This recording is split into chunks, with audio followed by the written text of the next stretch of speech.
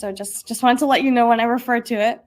So what happened was my dad takes prescription medication. So he takes pills for medical condition, and it's not too serious for him. So sometimes he forgets if he took his pills or not, and sometimes he takes more than he needs to. Sometimes he skips a dose completely.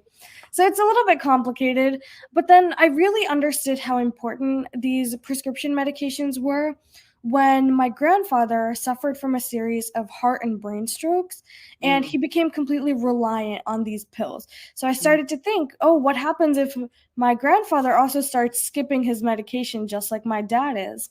Right. And that was kind of a turning point.